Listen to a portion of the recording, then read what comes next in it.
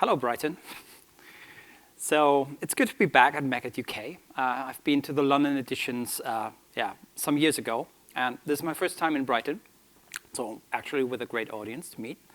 During the whole conference, please find me and my co-founders at our stand. So the session today is about how MDM and identity providers can best work together. I'm Henry from Zentral, coming over from Hamburg, Germany, and we're building a platform for GitOps and API-driven device management and help organizations to meet their compliance goals.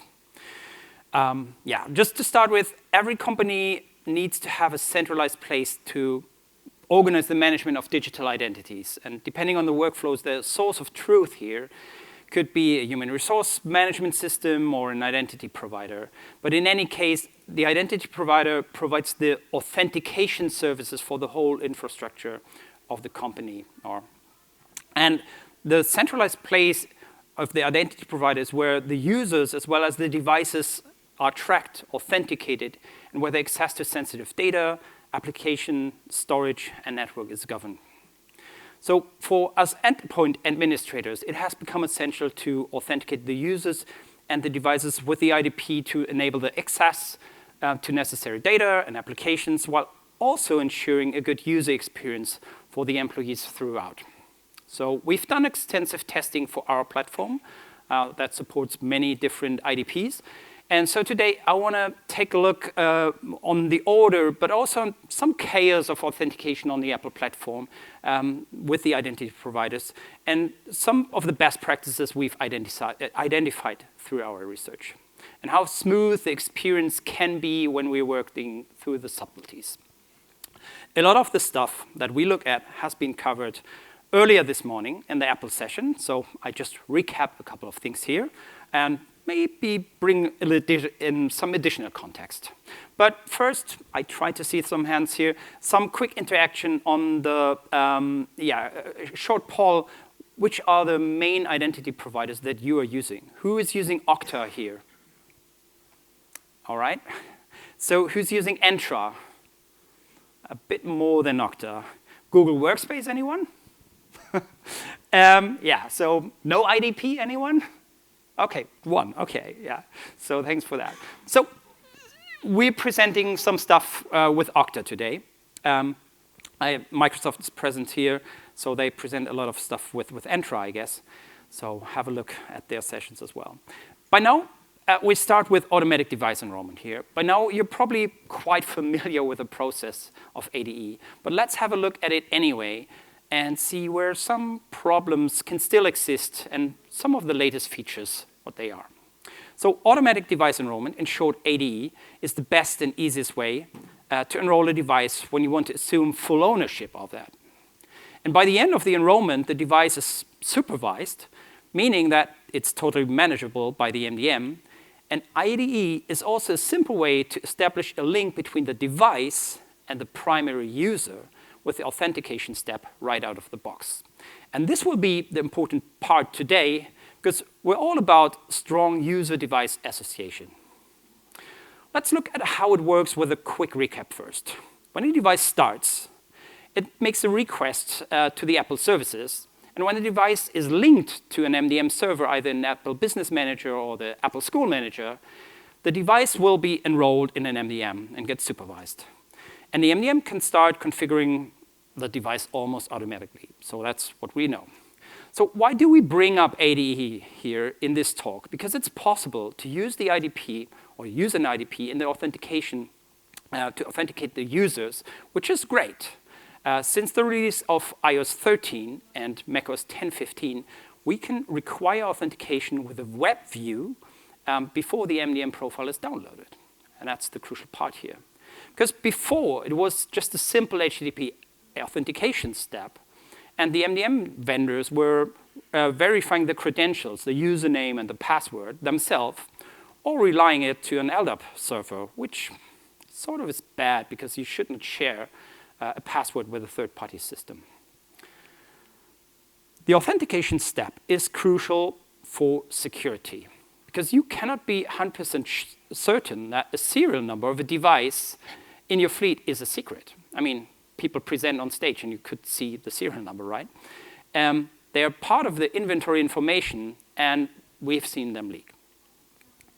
During the enrollment process, the device receives certain information, like certificates or applications, and they could help attackers, if it's not protected by an IDP in the enrollment process, to just gain privileged access to those information or even infrastructure. And of course, you want to prevent this.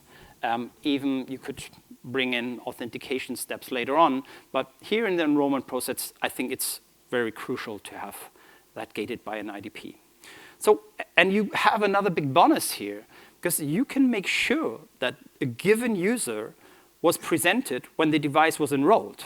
In the vast majority of cases, the devices are assigned to single users, and throughout this step, the MDM will remember who the principal user of every device is. And that's important, and we will come back to this later. For now, let's remember that our MDM knows the principal user because of pre-filling and potentially locking down the user information in the user creation form, in the setup assistant. And during the authentication round, the IDP that provides the MDM with verified information about the user, the MDM can receive user attributes, like the email, the first name, last name, department, etc. And we can use all of this information to customize the config profiles. So let's have a short demo on an ADE session with Okta. We're going to considerably speed up the recording, don't worry, and we will only stop at some key moments. As presented earlier in the Apple session, this is an enforcement of a minimum OS version in the setup assistant that we see right here.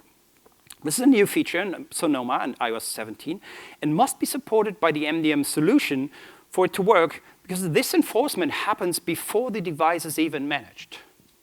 So then after reboot on the desired OS, we can start with a regular ADE process.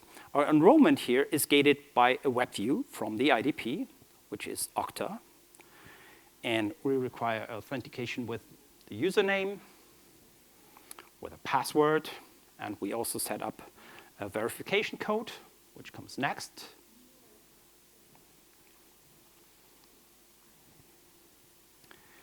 And we see that after that step, everything is,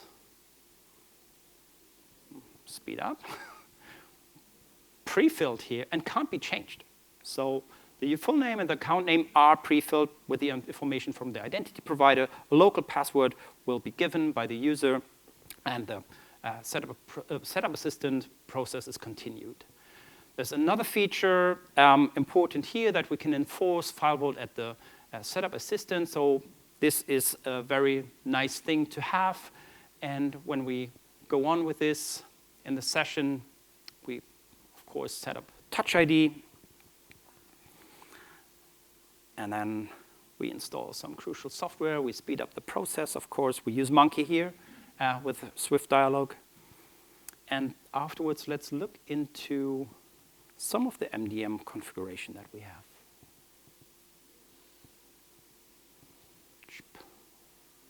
Device is ready. Let's go into the system settings. And what we see here in privacy and security within the profiles, there's a file vault configuration and the MDM enrollment, which has some device declarations, modern DDM stuff, actually what you're seeing here. And we also see that there's a user declaration. And that's interesting in our case here, because we configured via SCAP a certificate that contains the username and also the serial number of the device. So this is merged here in a certificate that is actually in the login keychain of that user. We verify that quickly and see, yeah, same information here. And also nice new features that we have the enforced software update. Again, we presented, or Apple presented this earlier this morning. Cool, so that's an initial key part where an IDP is very useful to have, to lock down the user-device association. But there are some quirks to be aware of. first of all, you may have a policy that requires a hardware token for multi-factor authentication with your IDP. And sadly, it's not possible to use a YubiKey, for example, here in this process. Depending on the features of your IDP and the general security policies of the company, you may have a workaround for this, but we know that some organizations are struggling with that. So some security teams consider an application with a verification on another device as a hardware token. But you could also could have a different policy for ADE to just allow the use of a software MFA for this integration only. And there's also an issue that you may run into, that in certain combinations of OSs and IDPs, you may have some JavaScript issues with the web view. So that triggers popovers that layer over each other, and they're hard to get rid of. And sometimes even prevent the authentication altogether. So the user experience can be, a mixed experience here. As always, make sure that you or that you test your setup in all the different kinds of configurations of devices and OSs that you want to support. Okay. Let's move on to the single sign-on features on the Apple platform. Apple has been following the footsteps of Microsoft with a Hello product and has been pushing new features to integrate external authentication in the last releases of OSs over the last few years. And one of the last additions is the Platform SSO. And you can clearly see here that there's a migration underway now from, very back then, Active Directory-bound machines to web-based SAML and OIDC. And this process started when Apple introduced the extensible enterprise single sign-on in 2020 with macOS Catalina and iOS 13. And the goal here appears to be that regrouping different authentication mechanisms and methods in the OS under a single framework in order to harmonize and simplify the authentication and user experience for at least native apps in Safari. And the key component of the single sign-on is the single sign-on extension here. And like other OS extensions, the system security extension, for example, that we've seen in the talk before, it is bundled here and distributed within an application. So the single sign-on extension is a component inside an application. And famous examples here are, of course, the company portal from Microsoft and Okta Verify. The good news is that the single sign-on doesn't require a single specific MDM feature itself. Any MDM can deploy an app store, or that can deploy an app store app or enterprise app and some configuration profiles, and supports the bootstrap token, can be used to manage that functionality. Right. And with extensible SSO, the user still has to authenticate twice. After they authenticate with the local credentials to open an OS session, they need to authenticate with the IDP for the extension to be active. And we see this a bit later on. To solve this issue, Apple introduced the platform single sign-on in 2020 with macOS Ventura and presented it as a modern replacement for AD binding in mobile accounts, even though it was missing a few features at that time. And platform single sign-on stores the SSO tokens that are retrieved from the IDP in the user's keychain. And there's a pattern here, right? And this is a way to make them available to the SSO extension after the login, because it's specifically for that user. And the first login authentication with the local user account password is required. But after that, the password for the IDP can be used. And passwords, the password is not verified with the identity provider every time. That's important. So when a new password is used during unlock or when new tokens are requested manually, the password is verified again, of course. And if it's valid, the sync happens, and everything can be used online. But be aware here, because this means this mechanism is not suitable to lock a user account because the password is only checked when it changes.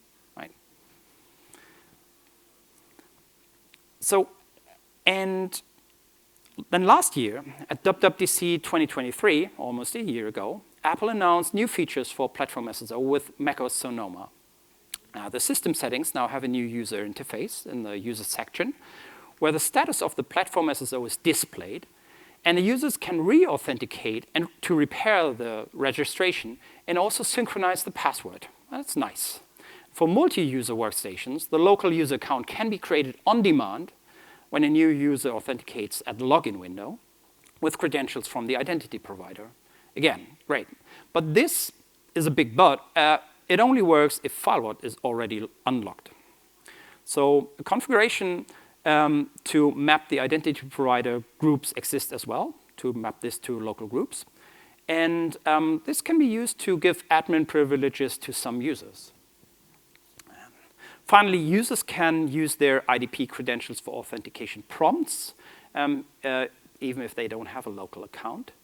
But keep in mind here that this cannot be used when a secure token or ownership of the device is required.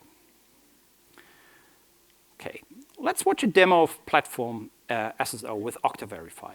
So we don't show all the latest features, like the on-demand local user account creation.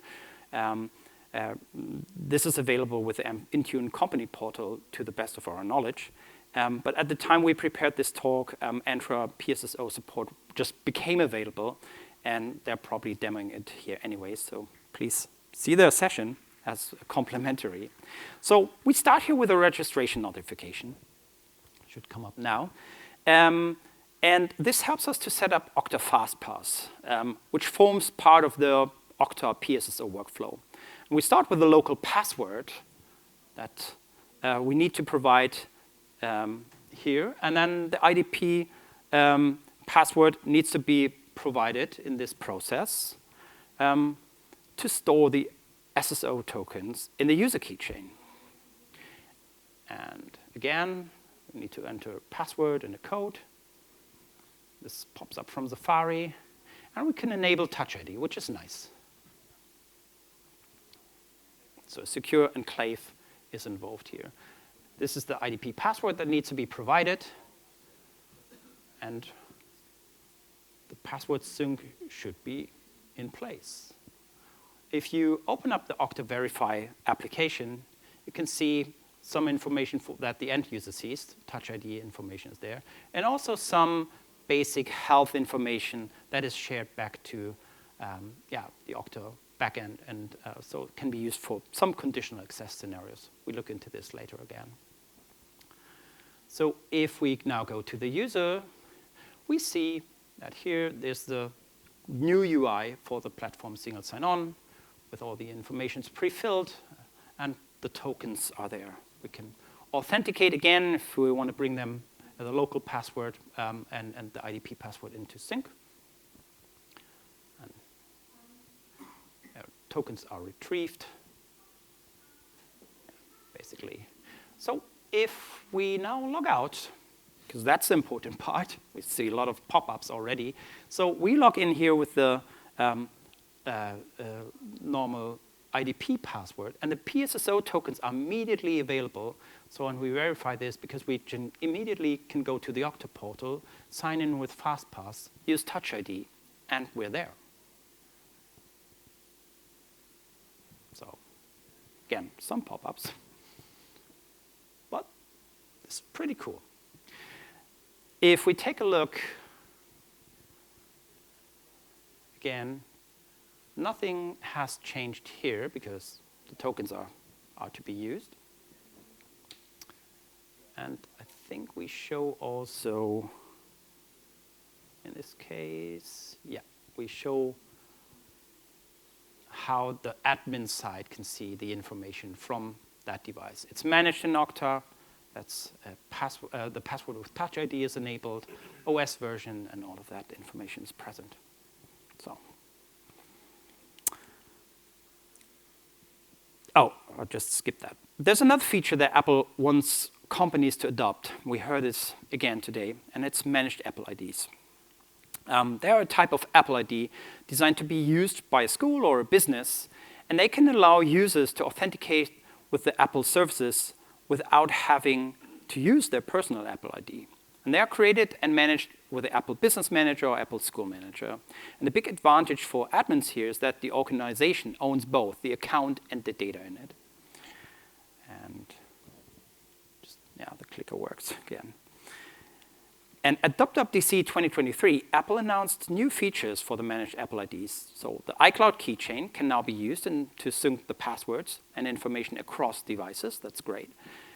More apps are available, Wallet, and the data of the apps is kept in sync for all the devices. And continuity is available as well. And they also announced the access management policies to restrict the sign-in with the managed Apple IDs depending on the level of management of the devices. So we've seen this in the session earlier by Apple. And again, these policies are managed in the Apple Business Manager or Apple School Manager, and they give the admins the possibility to only use the restricted iCloud services. This is a great new feature set. And managed Apple IDs can be used to sign into iCloud in the system settings instead of the personal Apple ID. And this is a preferred method when the device is owned by a company and when the automatic device enrollment is used. But there's a big issue. To the best of our knowledge, it's not possible to force the use of a managed Apple ID right now. So you need to have a method to detect that the Apple ID that is used is not a managed Apple ID, and then ask the user to sign out and sign in again.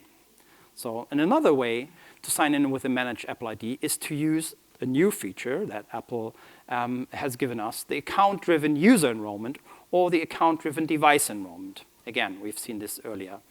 And the account-driven user enrollment was introduced in 2021. That allows the sign-in with a school or work account as a managed Apple ID on a personal device. And it allows also to do this when they're already signed in with a personal Apple ID.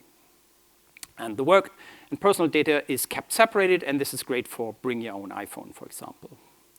And at WWDC 2023, Apple introduced account-driven device enrollment, which is a replacement for the profile-based device enrollment. And as the account-driven user enrollment happens, users can use their managed Apple ID to sign in. But the difference here is that the device, in this case with this enrollment type, the device is getting supervised. So this is only appropriate for a company-owned device, in our opinion. So to use the account-driven enrollments, you need to have an MDM that supports this. You also need to have a redirect to a well-known path on the domain you're using that is used by your managed Apple IDs. So consider a very large organization having a domain, and IT wants to add something to that domain. Could be a challenge. So you need to have this redirect from a well-known path. Then devices will query this path to learn about the MDM server and the kind of enrollment, the user or the device enrollment, to trigger. And so as shared, the setup can be a bit challenging. And if you want to have more information on that, there's a great session from WWDC 2023, Do More with Managed Apple IDs. So let's have a look at a demo here. We will run an account-driven user enrollment with Zentral MDM using a managed Apple ID on a personal iPad. And we will see two sign-ins because we are using Google Workspace as our IDP, and we don't have a extensible SSO app that we can install during that enrollment. But such an app would allow the user to only sign in once, while we need to sign in twice. Let's see the demo. So you go on the device to sign into a school account or the app work account. You provide your managed Apple ID. And in this case, we get deferred to our IDP, which is Google. I enter my IDP user. We use a passkey here, so passkey is used. And then when this is done, we get shortly asked to create a passkey on the device. We skip that, and now we're ready to sign into iCloud, which we're doing right now. We agree. And we use, of course, a federated IDP setup with our Apple Business Manager. Again, here, that could be skipped if you have an app that you install in this process, but we need to have another sign-in with a passkey. And finally, we can start enrolling the device with account-driven user enrollment. Provide a passcode. And now we're there. We use a managed Apple ID. We even have some configurations installed via DDM. So there's the Wi-Fi. And yeah, so now we have that kind of enrollment finished. So managed Apple IDs can be created manually, but of course this is not recommended if you're working at scale. So a managed Apple ID federation should be used to automatically synchronize the users from your IDP with the Apple Business Manager or School Manager. At first, only Microsoft Entra, so back then it was named Azure AD, was supported, and then came Google Workspace in 2020. And last year, Apple announced the support of custom identity providers. Custom identity provider must support OpenID Connect for federated authentication, the system for cross-domain identity management, also known as SCIM, for the directory synchronization, and the Open Shared Signals framework for account security events. And the first two requirements are pretty common, but the last one is fairly recent as a protocol, and it's not widely implemented yet. So that may be a reason why not every identity provider is there yet. Managed Apple IDs can conflict with existing personal Apple IDs that your users may have already created using their work emails. And when activating federation, Apple will report on these conflicts, of course. And so you can see something like this appearing in your inbox. This was 2020 for us, but yeah, some of you just start the process using managed Apple IDs, so be prepared for seeing this conflict, and also the end users get an email as well. So the best info on migrating and implementing managed Apple IDs that I know of is a session by Emily from Jamf, a great talk on BYO at Jamf that she did last year at JNUG and Mac sysadmin conferences. So we've talked about federation of managed Apple IDs and how it's really necessary to automatically provision them and keep them up to date. And the same way we want automation to manage the managed Apple IDs, we want mechanisms to manage the users in our MDM. We want a way to create them, update the attributes when they change, and if possible, synchronize group memberships. And this can be achieved in multiple ways, depending on your identity provider and the MDM features.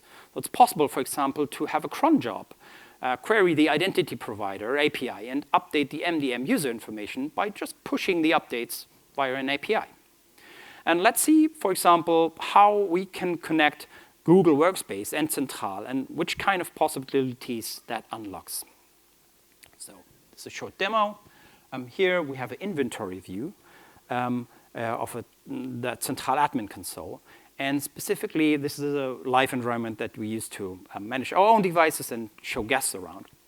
And here you can see a list of devices. These are the sources. Then if we click MDM, you see a list of devices with serial number, blanked out here. Then we see the principal users. And you can also see some labels here, which are tags. And those colored labels, the tags are very powerful in our case. So in Zentral, we use the tags to scope all kinds of different configuration items. And you can use them to scope, for example, an OS query pack. So if you go into your OS query pack configuration, you can just scope that here by using one or more than one tag. We can do the same with Monkey. So we're managing Monkey manifests here. And we can have exclusion tags or sharding tags. And we also do the same for Google Santa, where you can use tags to include and exclude some Santa rules. And of course, we do the same for our MDM profiles. So the tags become very powerful.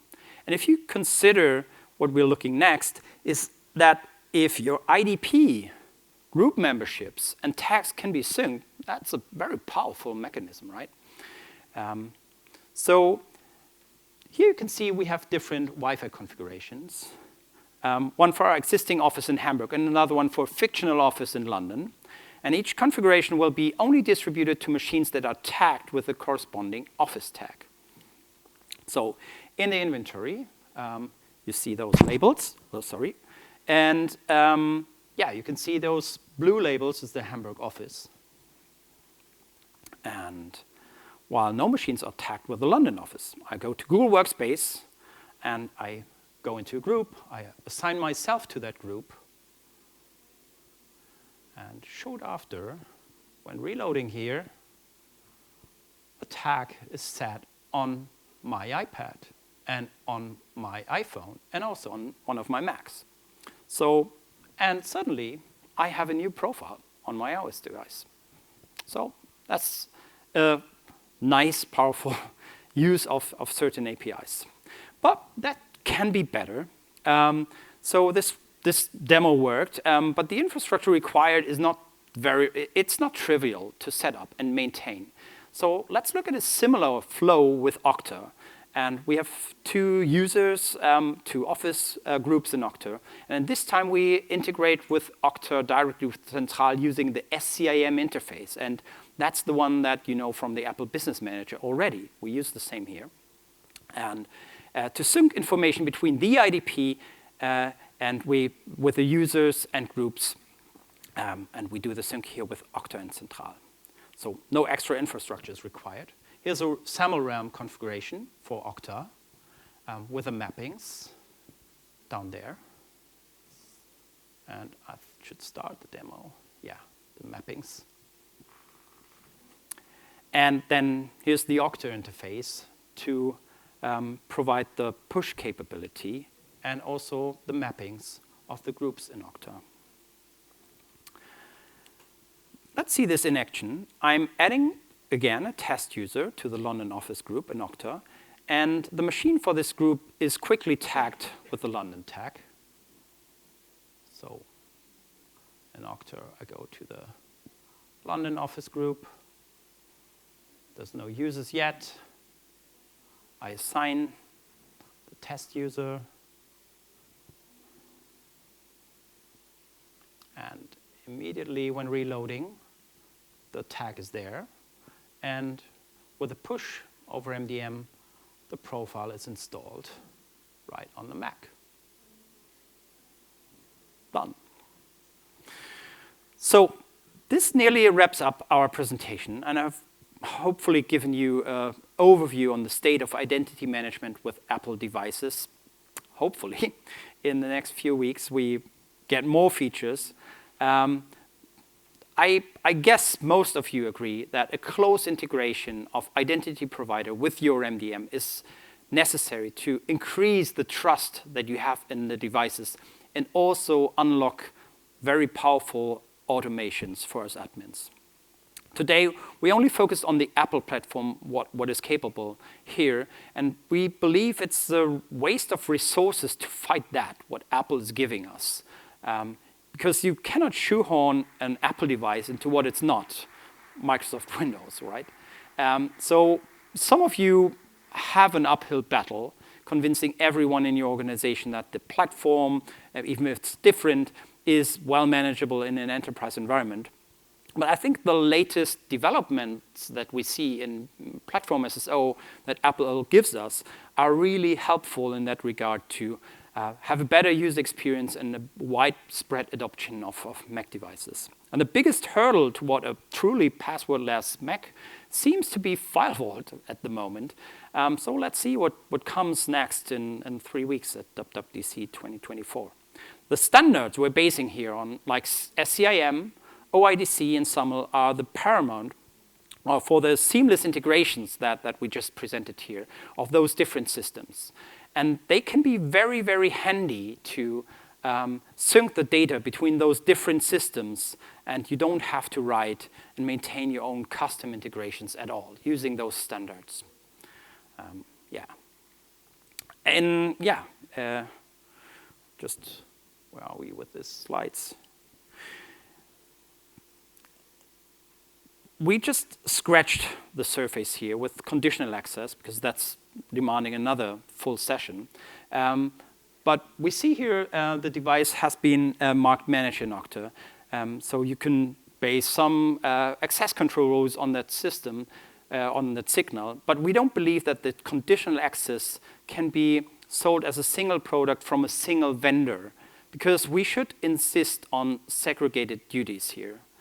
We believe that the IDP SSO apps like Okta Verify, Company Portal, and whatever comes around are maybe not good enough to provide you with the device health information, because the MDM already provides better sensors about your device and to tell you if it's in a good condition or not.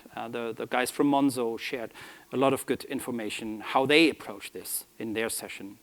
And unfortunately, the interfaces that us MDM vendors that we have with the IDP vendors are often very limited. So Okta, for example, supports only CrowdStrike for right now. And I think as customers, your opinions matter. So please talk to your IDP vendors for giving other vendors better support. Because you see here the mismatch of that the device health in Okta tells you, yeah, we're on 14.3.1, and the latest OS version is 14.4.1, but actually the device is showing something different. So yeah, just to make that point. That's it. Thank you for listening. I don't know, we may have a few minutes for Q&A, but also come to our booth and have a chat. Thank you.